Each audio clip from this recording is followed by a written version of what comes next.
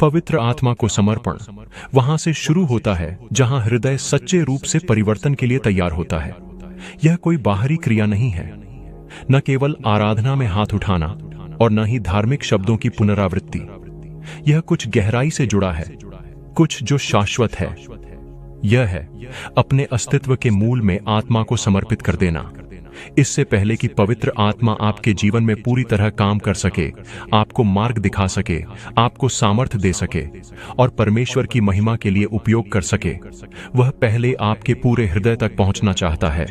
सिर्फ एक हिस्सा नहीं, सिर्फ रविवार की सुबह नहीं, या केवल वो पल जब आप आत्मिक रूप से मजबूत महसूस करते हैं, बल्कि पूरा हृदय, हर सपना, हर इच्छा, हर छिपा हुआ संघर्ष। वह आंशिक समर्पण से संतुष्ट नहीं होता, वह संपूर्ण अधिकार चाहता है। पवित्र आत्मा बलपूर्वक नहीं आता, वह कोमल है फिर भी सामर्थी है। वह दरवाजे पर खड़ा होकर दस्तक देता है और निमंत्रण का इंतजार करता है। प्रश्न यह नहीं है कि क्या पवित्र आत्मा आपके जीवन में काम करना चाहता है। प्रश्न यह है, क्या आप उसे अनुमति देने को तैयार हैं? बहुत से लोग पवित्र आत्मा की शक्ति तो चाहते हैं, पर समर्पण नहीं। वे उसकी आशीषें चाहते हैं, पर उसकी प्रभुता नहीं। वे उसका मार्गदर्शन चाहते हैं, पर उसकी सुधारी जाने वाली आवाज नहीं। वे आत्मा के वरदान चाहते हैं, पर अपने घमंड, अपनी महत्वाकांक्षाओं और अपने तरीकों को छोड़ने को तैयार नहीं। पर ध्यान से सुनिए, जब तक आप खुद से भरे हुए हैं, तब तक आप पवित्र आत्मा से नहीं भर सकते। आपके जीवन में केवल एक ही स्वामी के लिए स्थान है। तो मैं आपसे पूछता हूं, क्या आप सच में तैयार हैं? क्या आप उस मुकाम पर पहुंच चुके हैं जहां आप थक चुके हैं, अपने बल पर जीवन खींचते खींचते? क्या आप उस जगह तक पहुंच चुके हैं जहां आपने कहा, प्रभु अब मुझसे नहीं होगा, मैं अकेले नहीं कर सकता? यहीं से शुरू होता है सच्चा समर्पण। यह कमजोरी का बुलावा नहीं, बल्कि अब तक की सबसे बड़ी सामर्थ्य में प्रवेश करने का बुलावा है। जब आप समर्पण करते हैं, आप हार नहीं मानते, बल्कि कुछ महान में प्रवेश करते हैं। आप एक ऐसे जीवन में प्रवेश करते हैं जो जीवित परमेश्वर की आत्मा द्वारा संचालित होता है। पवित्र आत्मा तैयार है। प्रश्न यह है, क्या आप तैयार हैं? पवित्र आत्मा कोई धुंधली शक्ति नहीं, कोई अनजान ऊर्जा नहीं। वह व्यक्ति है, वह स्वयं परमेश्वर है जो विश्वास करने वालों के भीतर निवास करता है। और अगर हमें उसके लिए पूर्ण समर्पण करना है, तो पहले हमें उसे सही रूप में पहचानना होगा, जैसा वह वास्तव में है। बहुत से लोग पवित्र आत्मा को केवल एक शक्ति के रूप में देखते हैं, जैसे कोई दिव्य ऊर्जा स्रोत जो उनके अपने सपनों को पूरा करने में मदद करे। वे उसे एक मिस्टिकल फोर्स मानते हैं, न कि परमेश्वर की जीवित सांस लेने वाली उपस्थिति। पर पवित्र आत्मा कोई वह नहीं है, वह वे हैं। वह बोलते हैं, वह मार्गदर्शन करते हैं, वह महसूस करते हैं, वह प्रेम करते हैं, वह सिखाते हैं, वह गलत को उजागर करते हैं। उन्हें इस्तेमाल नहीं किया जाता, उन्हें जाना जाता है। आप किसी ऐसे को समर्पण नहीं कर सकते जिसे आप सच में जानते ही नहीं। कल्पना कीजिए, एक अजनबी आपके दरवाजे पर आकर कहे कि वह आपके जीवन का पूरा नियंत्रण चाहता है। क्या आप उसे भीतर आने देंगे? नहीं। लेकिन जब आप यह पहचानते हैं कि दरवाजे पर खड़ा कोई अजनबी नहीं, बल्कि परमेश्वर का आत्मा स्वयं है, तो आप दिल खोलकर कहते हैं, आ जाइए प्रभु, मेरी जिंदगी आपकी है। यीशु ने हमें अकेला नहीं छोड़ा। स्वर्ग में जाने से पहले उन्होंने वादा किया, और मैं पिता से विनती करूंगा तो वह तुम्हें एक और सहायक देगा जो सदा तुम्हारे साथ रहेगा। यूहन्ना 14वां अध्याय 16वां पद। वह सहायक पवित्र आत्मा है। वह दूर नहीं, निकट है।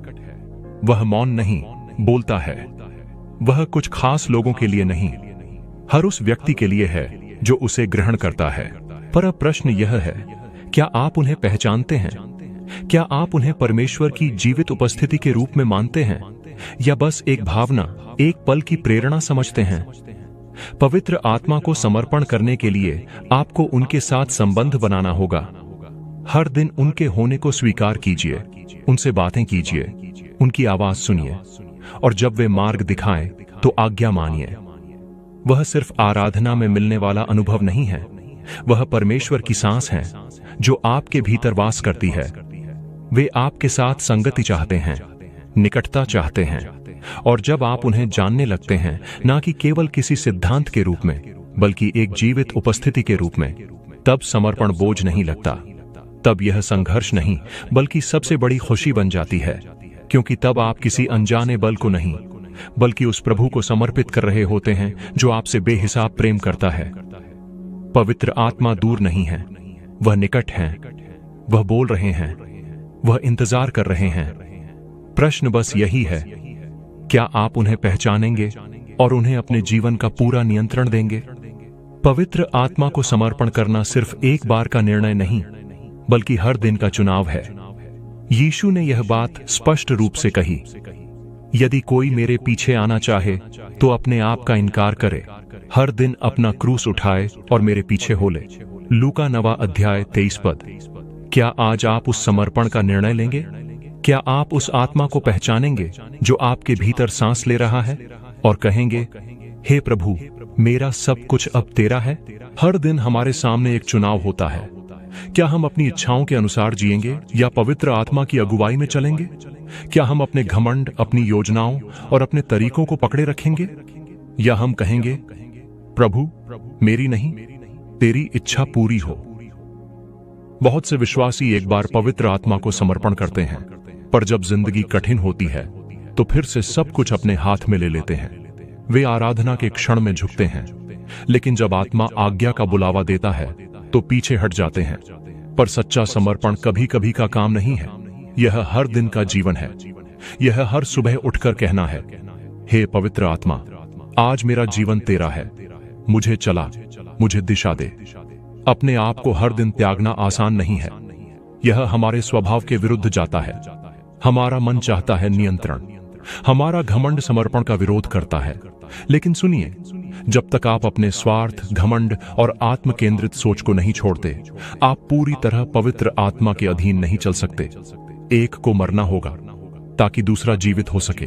पौलुस ने यह बात समझी थी जब उसने कहा, मैं हर दिन मरता हूं। 1 कुरिन्थियों 15 अध्याय 31 पद। वह जानता था कि समर्पण एक बार की प्रार्थना नहीं बल्कि हर दिन का चुनाव है। अगर प्रेरित पौलुस को हर दिन स्वयं को मरना पड़ता था तो हमें कितना ज्यादा जरूरत है। समस्या यह है, हम में से बहुत से लोग पुनरुत्थान की सामर्थ्य तो चाहते हैं पर क्रूस नहीं। हम आत्मा की शक्ति तो चाहते हैं पर अपनी कमजोरियों को छोड़ना नहीं चाहते। लेकिन ये दोनों एक साथ नहीं हो सकते। जब तक आप खुद को पूरी तरह नहीं छोड़ते, पवित्र आत्मा आपके जीवन में पूरी तरह कार्य नहीं कर सकता। स्वयं को त्यागना मतलब है अपनी योजनाओं को, अपनी इच्छाओं को, अपने सपनों को परमेश्वर के हाथों सौंप देना। कहना, प्रभु, मैं तुझ पर अपने से ज्यादा भरोसा करता हूं। यह तब भी समर्पण करना है जब यह कठिन हो, असुविधाजनक हो या विश्वास की मांग करता हो। लेकिन खुशखबरी यह है, हर बार जब आप स्वयं को त्यागते हैं, आप पवित्र आत्मा के लिए जगह बनाते हैं। हर बार जब आप समर्पण करते हैं, आप उसमें और मजबूत होते जाते हैं। हर बार जब आप शरीर को ना कहते हैं, आप परमेश्वर की उपस्थिति को हां कहते हैं। तो आज मैं आपसे पूछता हूं, क्या आप हर दिन अपने आप को मरने देने को तैयार हैं? क्या आप छोड़ने को तैयार हैं ताकि आत्मा पूरी तरह शासन कर सके?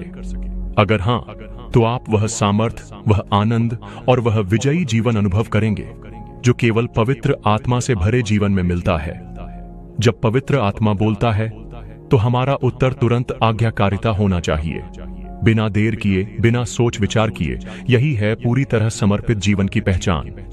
लेकिन सच कहें, बहुत से लोग इसीलिए नहीं रुकते कि उन्हें परमेश्वर की आवाज नहीं सुनाई देती, बल्कि इसलिए क्योंकि उसकी आज्ञा उनके आराम, सोच या इच्छा को चुनौती देती है।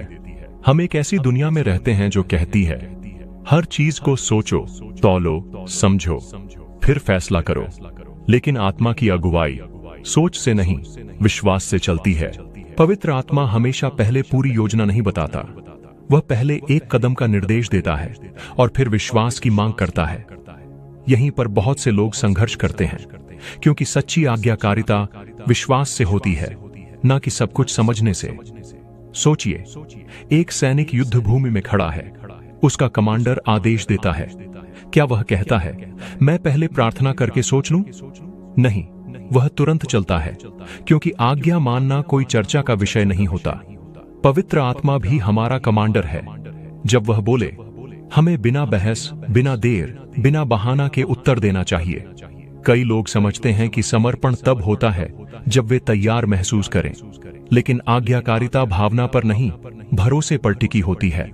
पवित्र आत्मा आपको बुला सकता है एक ऐसे कार्य के लिए जहां आप अपने आप को अयोग्य महसूस करते हैं। वह आपसे कह सकता है, माफ कर दो, जब आपका दिल अब भी टूटा हुआ हो। वह कह सकता है, छोड़ दो उस चीज को जो दिखने में अच्छी लगती है पर परमेश्वर की नहीं है। सच यह है, जितनी देर आप करेंगे उतना कठिन होगा आज्ञा मानना।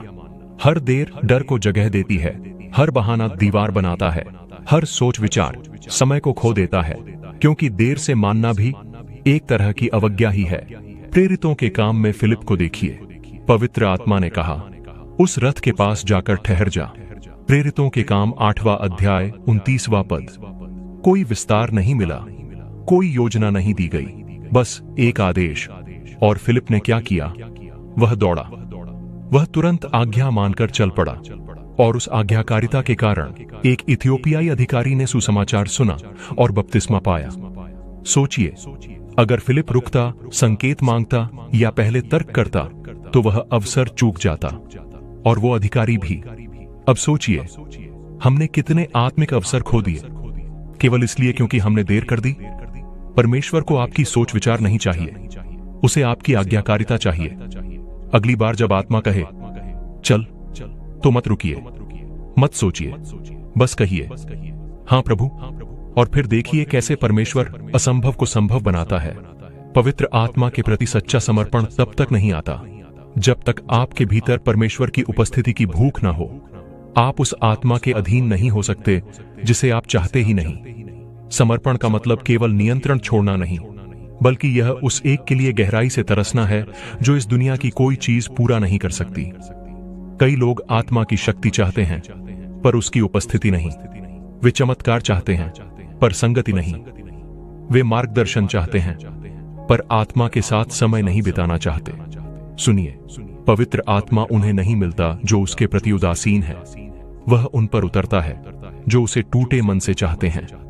इतिहास गवाह है, परमेश्वर की सबसे बड़ी गतिविधियां उन्हें मिली जो उसकी उपस्थिति के लिए भूखे और प्यासे थे, ना कि जो लापरवाह थे। अब आप बताइए, क्या आप तैयार हैं उस आत्मा के सामने झुकने को जो आपसे निकटता चाहता है? मूसा ने कहा था, यदि तू आप ही हमारे संग न चले तो हमें यहां से आगे न ले जा। निर्गमन 33वां अध्याय 15वां पद। मूसा ने चमत्कार देखे थे, निशान और अद्भुत काम भी देखे थे, पर वह काफी नहीं थे।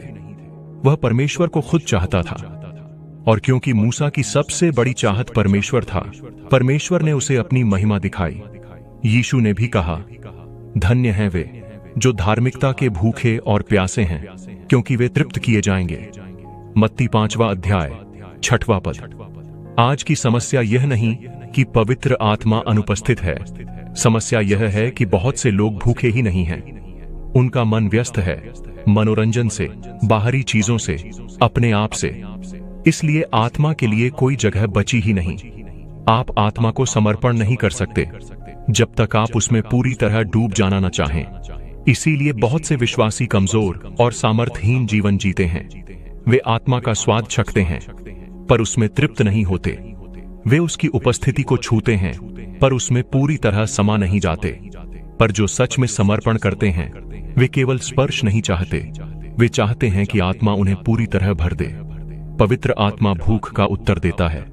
अगर आप उसे आधे मन से खोजेंगे तो बहुत थोड़ा पाएंगे, लेकिन अगर आप टूटे हुए मन से पुकारेंगे, हे पवित्र आत्मा, तेरे बिना मैं नहीं जी सकता, अगर आप हर चीज से ऊपर उसे खोजेंगे तो वह आएगा, सामर्थ्य में आएगा। तो आज मैं आपसे पूछता हूं, क्या आप सच में भूखे हैं या सिर्फ इतना भर चाहते हैं कि थोड़ी आत्मिक शांति मिल जाए? यदि आप पूरा समर्पण चाहते हैं तो यह वहां से शुरू होता है जहां आपकी भूख किसी भी चीज से कम संतोष नहीं पाती सिवाय उसकी उपस्थिति के। आज पुकारिए, पूरे मन से खोजिए, क्योंकि पवित्र आत्मा उन्हें भरता है जो सच में उसके लिए प्यासे हैं। पवित्र आत्मा को पूरी तरह समर्पण करने के लिए आपको परमेश्वर के वचन को अपने जीवन में जगह देनी होगी। पवित्र आत्मा वचन से अलग नहीं चलता, वह उसी के द्वारा कार्य करता है। अगर आप आत्मा की अगुवाई चाहते हैं तो आपको पवित्र शास्त्र में गहराई से जड़ें जमानी होंगी, क्योंकि आत्मा और वचन हमेशा एक ही बात कहते हैं। बहुत से विश्वासियों का भरोसा भावनाओं पर होता है, न कि परमेश्वर के वचन की नींव पर। वे आत्मा से अगुवाई चाहते हैं, पर उन्हें यह भी नहीं पता कि परमेश्वर पहले ही क्या कह चुका है। वे दिव्य दिशा चाहते हैं, पर उनकी बाइबलें बंद पड़ी हैं। सुनिए, पवित्र आत्मा कभी भी उस वचन के विरुद्ध कुछ नहीं कहेगा जो परमेश्वर पहले ही बोल चुका है। अगर आप वचन को नहीं जानते तो आप उसकी आवाज पहचानने में संघर्ष करेंगे। यीशु ने कहा, आत्मा ही जीवन देता है, शरीर से कुछ लाभ नहीं। जो बातें मैं तुमसे कहता हूं वे आत्मा हैं और जीवन हैं। यूहन्ना 6वां अध्याय 63वां पद। जब पवित्र आत्मा बोलता है वह हमें मसीह के वचनों की याद दिलाता है। लेकिन सोचिए, अगर आपने उसे कभी पढ़ा ही नहीं तो वह आपको क्या याद दिलाएगा? वह आपको सत्य में कैसे चलाएगा जब आपका हृदय ही सत्य से भरा नहीं है? आज कलीसिया में एक खतरनाक प्रवृत्ति देखी जा रही है। लोग आत्मिक अनुभवों की खोज में तो हैं, पर वचन की नींव को नजरअंदाज कर रहे हैं। वे कहते हैं, मैं परमेश्वर से ताजा वचन चाहता हूं, पर जो शाश्वत वचन उसने पहले ही दिया है उसे पढ़ते तक नहीं। पर सुनिए, अगर वह आत्मा जिसे आप सुन रहे हैं बाइबल के अनुसार नहीं है तो वह पवित्र आत्मा नहीं है, वह धोखा है। यीशु को देखिए, जब शैतान ने जंगल में उसकी परीक्षा ली तो उसने भावनाओं से नहीं या राय से नहीं बल्कि वचन से उत्तर दिया। यह लिखा है मत्ती 4 अध्याय 4 पद। वह शत्रु पर विजय पाया, भावना से नहीं बल्कि सच्चाई से। और अगर परमेश्वर का पुत्र भी शास्त्र पर निर्भर था तो हम कितने अधिक जरूरतमंद हैं। पवित्र आत्मा और वचन अलग नहीं चल सकते। जब आप खुद को वचन से भरते हैं तो आत्मा के पास कार्य करने के लिए सामग्री होती है। जब आपको ज्ञान की जरूरत होती है वह आपको पद याद दिलाएगा। जब आप भटकने लगते हैं वह वचन के द्वारा आपको सुधारेगा। वह मार्गदर्शन करेगा, सुधारेगा, सामर्थ्य देगा। लेकिन तभी जब आप उस सत्य में जड़ पकड़ें जो परमेश्वर पहले ही कह चुका है। तो आज मैं आपसे पूछता हूं, क्या आपके जीवन को परमेश्वर का वचन ढाल रहा है या दुनिया की सोच? क्या आपका हृदय अनंत सच्चाई से भर रहा है या केवल क्षणिक मनोरंजन से? अगर आप सच में पवित्र आत्मा को समर्पण करना चाहते हैं तो आपको वचन को भी समर्पण करना होगा। इसे पढ़िए, मनन कीजिए, इसे अपने जीवन को सुधारने दें। जितना अधिक आप खुद को वचन से भरेंगे उतनी ही स्पष्ट रूप से आप आत्मा की आवाज सुन पाएंगे। पवित्र आत्मा को पूरी तरह से अपनाने के लिए हमें अपने जीवन से हर रुकावट को हटाना होगा। आत्मा चाहता है कि वह हमें पूरी तरह भर दे, पर वह अपने सिंहासन को किसी और के साथ साझा नहीं करता। अगर आपके हृदय में कोई पाप है, कोई समझौता, कोई ध्यान भटकाने वाली चीज, तो उसे छोड़ना जरूरी है। बहुत से लोग कहते हैं, प्रभु मुझे अपनी आत्मा से और भर दे, पर वे उन बातों को पकड़े हुए हैं जो आत्मा को दुखी करती हैं। वे उसकी सामर्थ्य चाहते हैं पर अपने छुपे हुए पाप नहीं छोड़ते। वे उसका मार्गदर्शन चाहते हैं, पर जब वह डांटता है तो अनसुना कर देते हैं। पर सुनिए, पवित्र आत्मा ऐसे जीवन में पूरी तरह काम नहीं कर सकता जो बंटा हुआ हो। पौलुस ने साफ लिखा, परमेश्वर के पवित्र आत्मा को शोकित न करो। इफिसियों 4 अध्याय 30 पद। उसे क्या दुखी करता है? पाप, अवज्ञा, दुनियादारी। जब आप जानबूझकर उन बातों को थामे रखते हैं जिन्हें आत्मा छोड़ने को कह रहा है, तो आप उसकी अगुवाई के विरुद्ध जा रहे होते हैं। यह ऐसे है जैसे कोई नाव हवा के विरुद्ध चलाने की कोशिश कर रहा हो। जब तक आप छोड़ते नहीं, आप आगे नहीं बढ़ सकते। एक जाम हुए पाइप की तरह पानी बहना तो चाहता है, पर जब उसमें गंदगी भर जाती है तो प्रवाह रुक जाता है। पवित्र आत्मा एक शक्तिशाली नदी की तरह है, लेकिन अगर आपके जीवन में आत्मिक रुकावटें हैं तो उसकी सामर्थ्य वैसी नहीं बह पाएगी जैसी बहनी चाहिए। आप उसकी उपस्थिति महसूस कर सकते हैं, पर जब तक आप वे बातें नहीं हटाते जो आत्मा को रोकती हैं, तब तक आप उसकी पूर्णता में नहीं चल पाएंगे। सोचिए, आपके जीवन में क्या है जो आत्मा का प्रवाह रोक रहा है? शायद कोई ऐसी आदत जिसे आप छोड़ना नहीं चाहते, शायद कोई रिश्ता जो आपको परमेश्वर से दूर ले जाता है, शायद घमंड, किसी को माफ न कर पाना, डर या दुनिया की चीजों के प्रति प्रेम। जो भी हो, अगर वह बात आपको पूर्ण समर्पण से रोक रही है तो उसे छोड़ना ही होगा। यीशु ने कहा, धन्य हैं वे जो शुद्ध हृदय के हैं, क्योंकि वे परमेश्वर को देखेंगे। मत्ती 5 अध्याय 8वां पद। शुद्ध हृदय एक खुला पात्र है। शुद्ध हृदय एक समर्पित हृदय है। वह हृदय जो आत्मा के काम को रोकने वाली हर बात से साफ कर दिया गया है। और यह सच है, पवित्र आत्मा आपके जीवन में चलने के लिए तैयार है, लेकिन वह इंतजार कर रहा है। वह जबरदस्ती नहीं करेगा जिसे आप छोड़ने को तैयार नहीं। यह निर्णय आपका है। तो मैं आज आपसे पूछता हूं, पवित्र आत्मा आपसे क्या छोड़ने को कह रहा है? क्या वह बात आपको पूर्ण समर्पण से रोक रही है?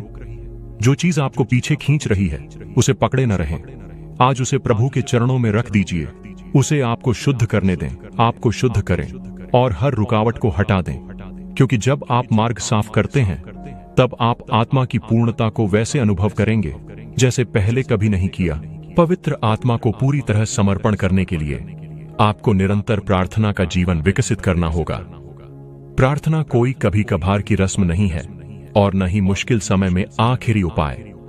यह समर्पित जीवन की सांस है।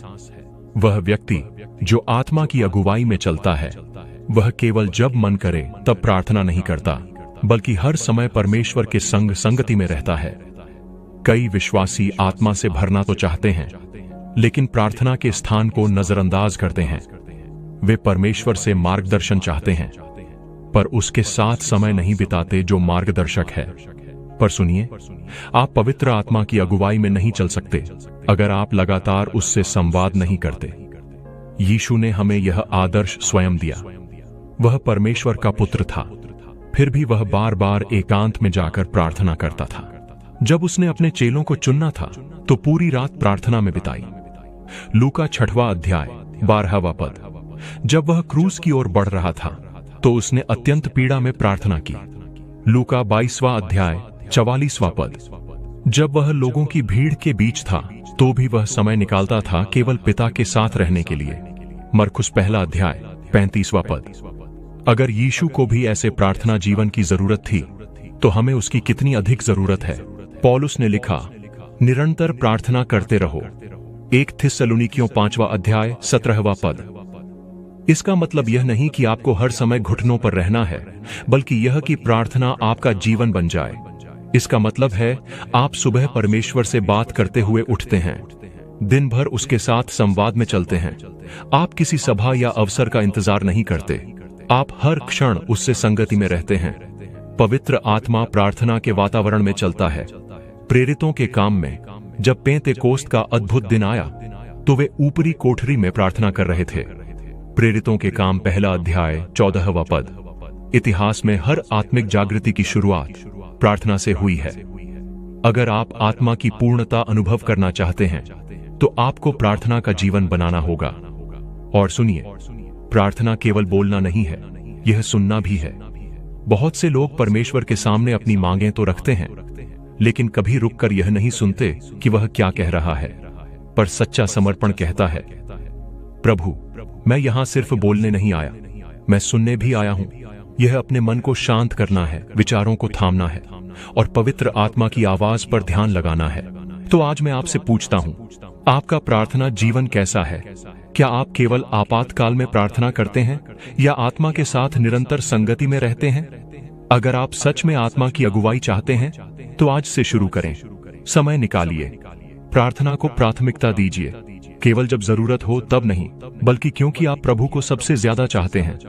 क्योंकि जब आप प्रार्थना में जीने लगते हैं, तो आपको उसकी आवाज सुनने में कभी संघर्ष नहीं होगा, क्योंकि आप उसकी उपस्थिति में ही रहेंगे। पवित्र आत्मा को पूरी तरह समर्पण करने के लिए आपको हर दिन स्वयं को त्यागना होगा। समर्पण कोई एक बार का निर्णय नहीं, यह हर दिन का बलिदान है। हर दिन अपने मन की इच्छाओं को, अपनी योजनाओं को, अपने तरीकों को क्रूस पर चढ़ाना है, ताकि मसीह आप में पूरी तरह जीवित रह सके। जहां स्वयं राज करता है, वहां आत्मा शासन नहीं कर सकता। यही सबसे बड़ा संघर्ष है बहुत से विश्वासियों के लिए। वे आत्मा से भरना तो चाहते हैं, पर नियंत्रण भी अपने हाथ में रखना चाहते हैं। वे उसकी सामर्थ्य चाहते हैं, पर अपना तरीका छोड़ना नहीं चाहते। पर सुनिए, जब तक आप अपने आप से भरे हैं, आप आत्मा से नहीं भर सकते।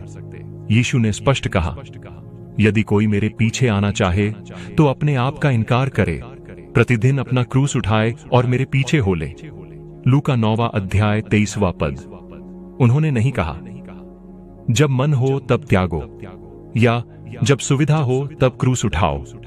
उन्होंने कहा, प्रतिदिन, हर दिन यह निर्णय लेना होता है, क्या मैं अपने शरीर की सुनूंगा या आत्मा की? क्या मैं अपने लिए जीऊंगा या मसीह के लिए? पौलुस ने यह बात समझ ली थी जब उसने लिखा, मैं प्रतिदिन मरता हूं। 1 कुरिन्थियों 15वां अध्याय 31वां पद। वह जानता था, समर्पण कोई मंच पर लिया गया भावुक क्षण नहीं, बल्कि हर दिन का जीवन है। हमारा शरीर हर दिन उठकर नियंत्रण चाहता है, स्वयं बार बार सिर उठाता है, फिर से सब कुछ अपने हाथ में लेना चाहता है। लेकिन जो विश्वासी पूरी तरह समर्पित है, वह हर सुबह उठकर कहता है, प्रभु, मेरी नहीं, तेरी इच्छा पूरी हो। एक मुट्ठी को सोचिए जो किसी चीज को कसकर पकड़े हुए है। जब तक आप उसे नहीं छोड़ते, आप कुछ नया ग्रहण नहीं कर सकते। बहुत से लोग अपनी महत्वाकांक्षाओं को पकड़े हुए हैं, अपने सपनों, अपनी सुविधाओं और अपनी इच्छाओं को, और फिर पूछते हैं, मैं पवित्र आत्मा की गहराई क्यों नहीं अनुभव करता? उत्तर सरल है, आपको छोड़ना होगा, खुद को खाली करना होगा, ताकि वह आपको भर सके।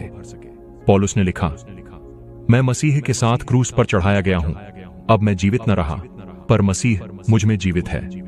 गलातियों 2 अध्याय 20वां पद। यही है सच्चा समर्पण। अब बात आपकी योजनाओं की नहीं, बल्कि उसकी योजनाओं की है। जब आप स्वयं के लिए मर जाते हैं, पवित्र आत्मा पूरी तरह से नियंत्रण ले लेता है, और जब वह नियंत्रण लेता है, तो वह आपसे ऐसे कार्य करवाता है जो आप अपनी सामर्थ्य से कभी नहीं कर सकते। तो आज मैं पूछता हूं, क्या आप स्वयं के लिए मरने को तैयार हैं? क्या आप अपने तरीके को छोड़कर उसे अपना मार्ग देने को तैयार हैं? पवित्र आत्मा आपके जीवन में चलने के लिए तैयार है, लेकिन वह आपके शरीर से लड़ाई नहीं करेगा। हर दिन आपको यह निर्णय लेना होगा, क्या मैं आज स्वयं को नीचे रख दूंगा? क्योंकि जितना अधिक आप स्वयं के लिए मरते हैं, उतनी ही अधिक उसकी सामर्थ्य आप में प्रवाहित होती है। और जब आत्मा पूरी तरह नियंत्रण लेता है, तो आप ऐसी सामर्थ्य, आजादी और विजय में चलने लगते हैं जो आपने पहले कभी अनुभव नहीं की। पवित्र आत्मा को पूरी तरह समर्पण करने के लिए आपको अज्ञात के डर को छोड़ना होगा। समर्पण में सबसे बड़ी रुकावटों में से एक है हर बात पहले से जानने की लालसा। लोग चाहते हैं सब स्पष्ट हो, सब सुरक्षित हो, सब सहज हो, तब हम परमेश्वर की आज्ञा मानेंगे। पर सुनिए, पवित्र आत्मा हमारी सुरक्षा की सीमाओं में कार्य नहीं करता, वह हमें ईश्वरीय निर्भरता में बुलाता है। एक पक्षी को सोचिए जो उड़ान नहीं भरता क्योंकि गिरने का डर है। वह उड़ान के लिए बना है, फिर भी घोंसले में कैद रहता है। बहुत से विश्वासियों का यही हाल है, वे अपने आराम में चिपके रहते हैं, डर के कारण कि आत्मा जिस ओर बुला रहा है वहां जाने का साहस नहीं कर पाते।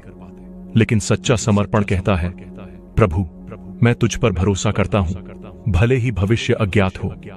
नूह को देखिए, परमेश्वर ने उससे विशाल जहाज बनाने को कहा जब बारिश का कोई चिन्ह नहीं था।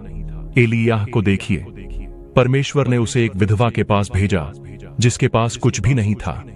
मरियम को देखिए, परमेश्वर ने उसे बताया वह मसीहा को जन्म देगी जो मानवीय रूप से असंभव था।